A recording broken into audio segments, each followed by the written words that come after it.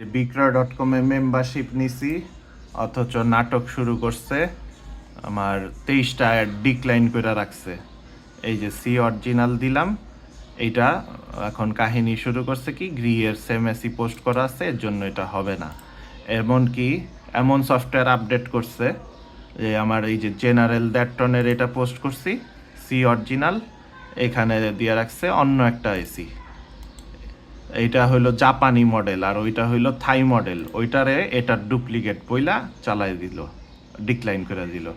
এরপরে আমার এইখানে হায়ার 2 টনের এসি আছে, হায়ার 2 টনের এসি আমারে হায়ার 1 টনের এসি পোস্ট করা আছে, এই জন্য আমার হায়ার 2 টনের এসি ডিক্লাইন। এরপরে ট্রান্সটেক 2 টনের এসি সি অরিজিনাল ডুপ্লিকেট কিসের সাথে, এই যে ট্রান্সটেক 1 টনের সাথে। ওইটা আর এটা কি এক জিনিস?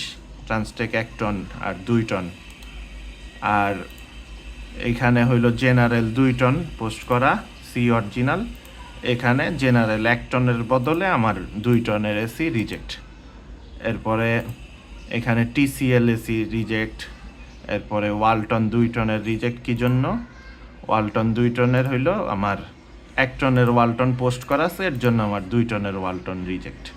এই যে 1 টনের পোস্ট করা আছে, মানে বিক্রয়.com এ টাকা দিয়া মেম্বারশিপ নিয়ে হইলো নাটক তামসা দেখতে হইতেছে নতুন নতুন। এখানে ক্যারিয়ার 2 টনের পোস্ট করা, এটাও রিজেক্ট।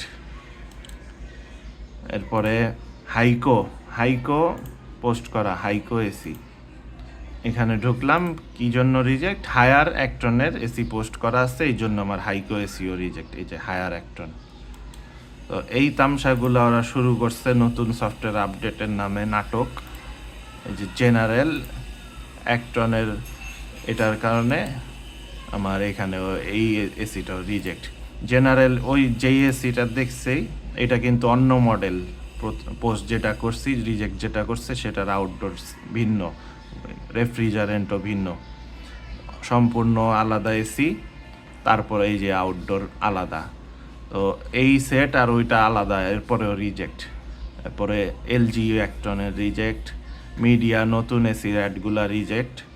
এরপরে দ্যাটটনের নতুনগুলাও রিজেক্ট। এগুলি জাস্ট এডিট দেওয়া হয়েছে, এর জন্য রিজেক্ট করে দিছে। এমনকি সবচেয়ে বাজে বিষয় হইল এই যে টপ অ্যাড 12 মে পর্যন্ত, এটা পর্যন্ত রিজেক্ট। 12 মে পর্যন্ত টপ অ্যাড দেওয়া আছে স্পষ্ট লেখা, এইটা পর্যন্ত এই বিক্রয়.com এর গাঞ্জুটিরা রিজেক্ট করে রাখছে।